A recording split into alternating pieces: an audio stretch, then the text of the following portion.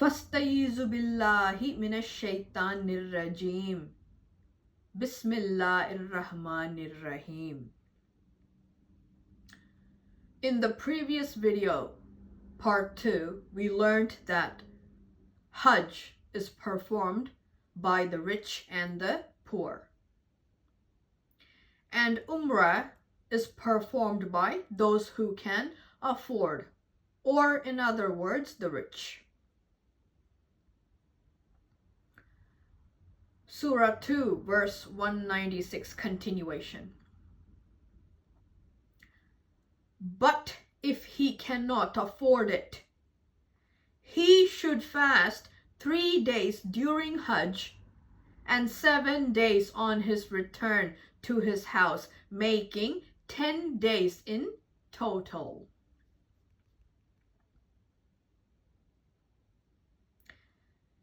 In part 2, we learned that Allah targeted the rich to do Umrah. Now the rich have completed their duty. In this sentence of this verse, Allah is targeting the poor. Allah now commands those who cannot afford Umrah during Hajj.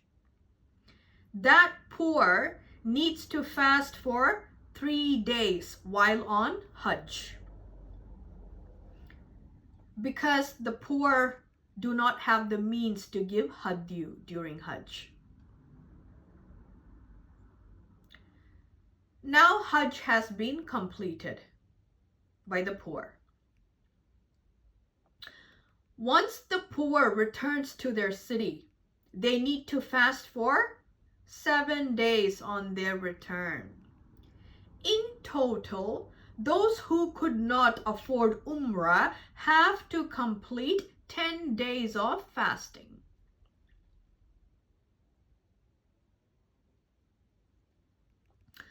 Surah 2, verse 196, continuation. This is for those whose household is not in Masjid-ul-Haram, and fear Allah and know that Allah is strict in punishment. Dear Quran Retold listeners, please ponder on this matter. For what purpose is Allah commanding 3 days of fasting during Hajj for this poor?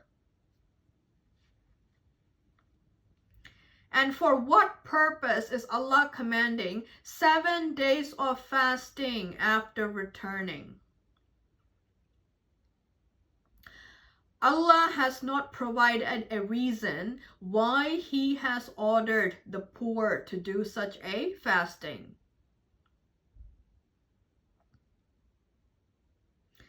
Now you have to note something very important here. There is a condition that Allah has placed in this verse. This total 10 days of fasting is not for all the poor. This total 10 days of fasting is for that poor whose household is not in Masjid-ul-Haram. Let's say, for example, just for example purpose only, let's assume 100 poor people go to perform Hajj. And let's say 50 poor people's household is close to Masjid-ul-Haram. And 50 poor people's household is not in Masjid-ul-Haram. Now those 50 poor people whose household is not close to Masjid-ul-Haram, they are to complete the total 10 days of fasting. But those 50 poor people's household that is close to Masjid-ul-Haram, they do not have to fast during Hajj and after returning from Hajj.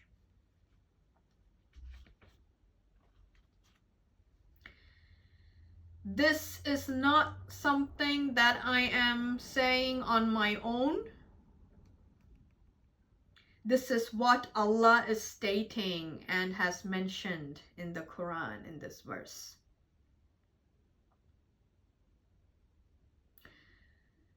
Now, please pay attention to what I'm going to say here.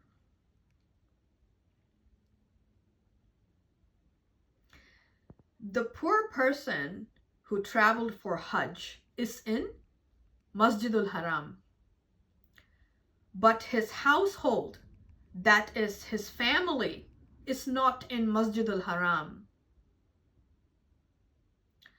Therefore, that poor person who goes to perform Hajj and who cannot afford Umrah is to fast for 3 days during Hajj and 7 days on his return, because his entire family are not muttaqeen.